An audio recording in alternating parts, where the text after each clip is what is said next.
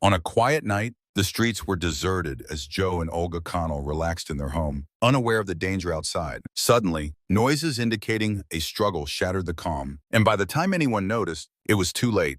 Initial thoughts suggested a botched burglary, but detectives discovered unsettling details, including a shoe print and a bloody fingerprint, indicating a planned attack aimed at killing the couple. Joseph Connell came from a close-knit family and had two siblings. Their childhood was marked by typical sibling conflicts, but their parents' divorce strengthened their bond as they supported each other. They remained with their mother, who later married a supportive stepfather, providing stability. The family valued closeness, often sharing meals together, which helped prepare them for the shocking events to come. Known as Joe, he was a disciplined young man with strong academic achievements and a part-time job. Showcasing his dedication, he meticulously organized his studies while also bringing joy to family gatherings through fun events. Joe dreamed of owning a business, starting with a lawn care service in middle school. He and his best friend, Christopher Rivers, collaborated to achieve their entrepreneurial aspirations, eventually opening a machine shop in Tovale that incorporated advanced technology and innovative inventory management software. Joe and his friends set out to build a successful business, marked by persistence and hard work. They learned from setbacks and adapted to market demands, becoming innovators recognized in local newspapers for their unique customer service and product offerings. As their friendship deepened, Joe, previously content in his single life,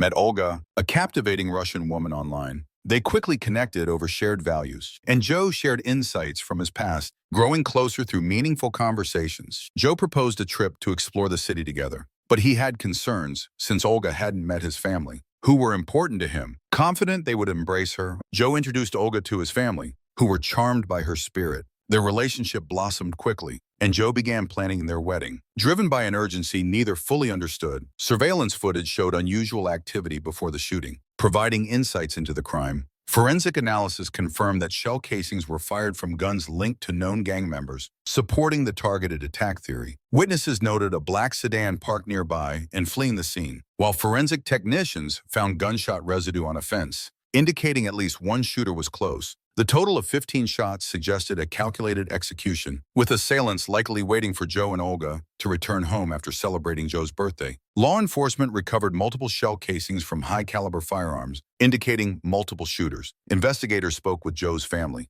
who stated the couple had no known enemies, but underlying issues may have existed. Traces of gunpowder were found on their vehicle, suggesting they were specifically targeted upon arrival. The trajectory of shots indicated premeditation, raising concerns of surveillance by the assailants. Detectives discovered a violent altercation between Joe and his sister, Kelly, over a valuable family heirloom the night before his wedding. Despite the fight, Kelly's family insisted Joe would not harm anyone. Yet she was found with the ring after the attack, raising questions. Forensic evidence revealed a struggle occurred, with Joe's and Kelly's DNA present at the scene. Additional evidence included a broken vase, suggesting the argument escalated into violence. Kelly was one of the first at the crime scene, and her proximity led to suspicions. Investigators noted signs of lingering resentment, as bloodstains and witness reports of raised voices indicated a violent confrontation. Questions arose about how Olga obtained the family ring, especially since fingerprints on the ring box didn't match known family members, hinting at external access. The couple's choice of the Virgin Islands for their wedding added tension to family dynamics. Traditionally, the heirloom engagement ring should pass from mother to son before the wedding. But Kelly, who had received it a decade prior, deeply resented the idea of returning it due to her emotional ties and its history. Desperate, Joe stole the ring from Kelly, replacing the diamonds with zirconium. Forensic testing confirmed the deception. When Kelly discovered the switch, her fury intensified. She confronted Joe, who dismissed her anger as sabotage of the wedding, deepening her feelings of betrayal. Unable to attend the ceremony, she sent a cryptic message to Olga, revealing the truth about the faulty ring. Further evidence of tampering surfaced with alterations to the engravings, fueling a bitter rift between the siblings marked by arguments and blame. An investigation uncovered escalating hostility in their communications, leading to their relationship's collapse. While Joe and Olga enjoyed their wedding in the Virgin Islands, Joe's business thrived, generating around $1 million annually, allowing them to splurge on a 100,000 Mercedes convertible. Olga took a proactive role in their partnership,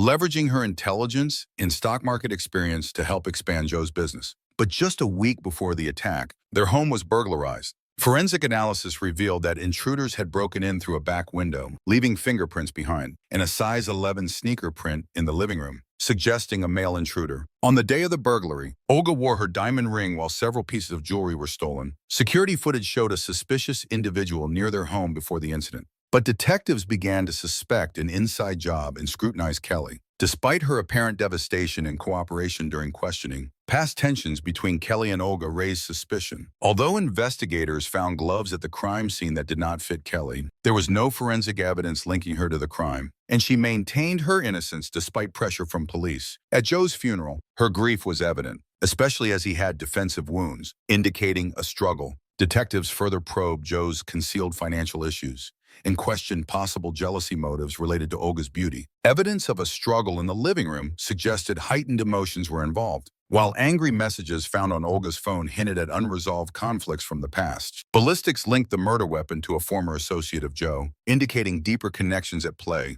The detectives dismissed theories of rivalry, as Joe's network made it unlikely for any significant conflict to serve as a motive. Testimonies confirmed he had ended past business relationships amicably. Additionally, Joe's ex-partner had a solid alibi, being seen with multiple witnesses at a charity event the night of the murder. Olga also maintained friendly ties with her former colleagues, lessening the chance of jealousy as a motive, while her Russian ex-husband had no clear reason for revenge and lived abroad. Investigations showed no suspicious travel activity prior to the crime. Despite this, the detectives continued exploring every angle, including background checks on associates. As they examined forensic evidence, suspicions arose around Kelly's husband, Garrett, due to fibers found in his vehicle matching those from the crime scene. Despite his calm cooperation and corroborated alibi, investigators discovered a long-standing family feud between Kelly and her brother, suggesting possible resentment. Garrett mentioned potential issues with Joe's financial status, leading to inquiries into Joe's questionable wealth and illegal activities. Forensic evidence later pointed to drug paraphernalia linked to Joe,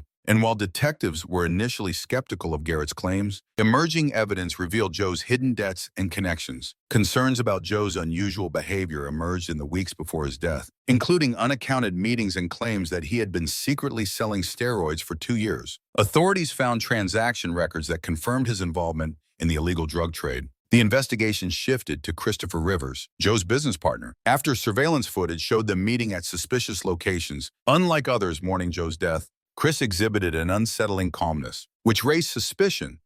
His financial records revealed significant deposits right before Joe's demise, suggesting possible illicit gains. Despite interacting with customers, his unusual detachment was noted by witnesses, detectives were monitoring him and conducted a thorough background investigation, which included corroborating his alibi with CCTV footage from the wedding day. Chris claimed he had been working late on inventory reports, a commitment viewed as atypical. Although he initially planned to attend the wedding, he missed it without informing Joe of any problems, which raised further questions. Additionally, Chris's critical remarks about Joe indicated tensions, suggesting Joe had become increasingly dishonest. Chris also pointed to Olga's manipulative behavior and alleged connections to the Russian mafia, bolstered by financial records flagged for potential money laundering. Reports suggested her possible role in a network of criminal activities and a marriage to Joe as a means of consolidating power in the U.S. The existence of offshore accounts with large deposits could support Chris's claims regarding their wealth. Though investigators questioned the validity of his accusations, an investigation into Joe's past revealed he had been arrested for illegal firearm possession linked to a drug-related crime scene and had served time, receiving visits from organized crime associates. While in custody, he met new individuals with criminal ties, leading investigators to Harry Cook, a drug dealer who noted that Chris Rivers disparaged Joe for financial dishonesty. Chris confided in Cook about their illegal venture selling unregulated medical substances, claiming Joe was pocketing significant profits, causing Chris financial distress. Forensic evidence showed large quantities of narcotics hidden in the shop's inventory, and surveillance captured suspicious late-night transactions between Joe and known criminals. Authorities discovered substantial cash withdrawals by Joe,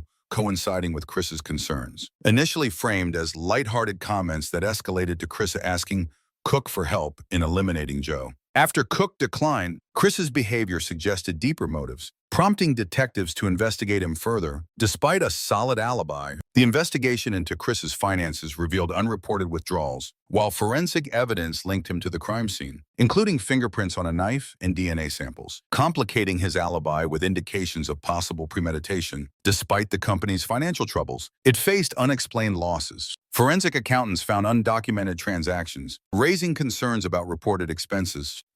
Surprisingly, the investigation indicated that the embezzlement was unrelated to Joe. Audit trails revealed funds linked to Chris's gambling, but Chris was frequently seen at casinos, substantiated by security footage and transaction records. Although he struggled with a severe drug addiction, as indicated by his medical records showing multiple treatment consultations, his addiction worsened, resulting in mounting debt. Debt collection agencies began obtaining judgments against him, leading to desperate actions. Witnesses observed his erratic behavior, including minor thefts, and security footage captured him stealing items from stores. As paranoia set in, he confided in friends about feeling threatened. His shifting behavior was evident during peer interviews. Investigators found Chris involved in an illegal steroid operation, linked to several unsolved thefts, which Joe was unaware of. But Joe trusted Chris, oblivious to the unfolding criminal activities. Crime scene investigators noted that stolen items correlated with Chris's financial troubles. While Joe focused on his marriage and business, he remained unaware of Chris's growing resentment. On the night of September 23rd, detectives tracked Chris's phone activity. Even though he was at home during the incidents, his phone records showed frequent calls, many of which were deleted. Forensic specialists recovered this deleted information, revealing crucial evidence connected to Joshua, an ex-FBI informant. During questioning, Joshua revealed multiple discussions with Chris, where Chris proposed an enticing deal. Forensic analysis of the call logs showed the timing of these communications aligned with significant moments surrounding the crime, raising suspicions of Chris's involvement. Moreover, the crime scene revealed Chris's fingerprints on items, including a weapon used in attempts on Joe's life. This evidence solidified the link between Chris and the conspiracy, exposing the extent of his betrayal. Joshua's testimony, along with the recovered phone records and forensic evidence, clarified the conspiracy. It appeared that Chris did not act alone. The planned and premeditated nature of the crime demonstrated a deliberate scheme. The payout of $65,000 for Joe's life was too tempting for Joshua. Instead of executing the plan himself, he decided to hire hitmen, Dominic Benson and Aaron Thompson, providing a $5,000 advance with funds from Chris. As the investigation unfolded, it became clear that Joe and Olga's deaths were orchestrated by someone they trusted, rather than a random attack. Initially suspected, Chris's motivations revealed deeper resentments. A joint insurance policy taken out by him and Joe became a critical element, particularly with a double indemnity clause that incentivized murder for a larger payout. Chris's marriage complications made him devise a plan to eliminate both Joe and Olga, positioning himself as the sole beneficiary. Phone records indicated encrypted discussions between Chris and the hired killers, bolstering his involvement. Forensic evidence, including DNA and fingerprints matching Chris, linked him directly to the crime. Witnesses reported a heated argument before the murders. Surveillance footage contradicted his alibi, showing signs of anxiety and involvement. Joshua, upon arrest, surrendered and implicated Chris. Detailing the plan, investigations also revealed Chris attempted to frame Kelly for the robbery of a family heirloom to mislead suspicion away from himself while profiting from the insurance. Forensic analysis revealed that the diamond ring was not stolen forcefully, indicating Chris's premeditated involvement. His fingerprints on the jewelry box deepened his implication in the crime. Ultimately, his greed led to his downfall as his elaborate scheme collapsed. In 2014, Christopher Rivers was charged with 2 counts of first-degree murder, firearm used during a felony, conspiracy to commit murder, and solicitation of murder. His accomplice, Dominic Benson, who withdrew from the plan, received a 5-year sentence for conspiracy. Aaron Thompson, who executed the murders, was sentenced to 2 life sentences plus 45 years, while Joshua, the orchestrator of the contract killing, cooperated with law enforcement and received a 5-year sentence. Chris Rivers was ultimately convicted of all charges, receiving 2 life sentences plus 50 years. His conviction was supported by forensic evidence, including DNA and gunshot residue linking him to the murders. Meanwhile, Joe built a successful business and dreamed of happiness. But his life was tragically cut short by Chris, driven by greed and anger. In pursuit of wealth, Chris lost everything, spending his life in prison facing the consequences of his actions.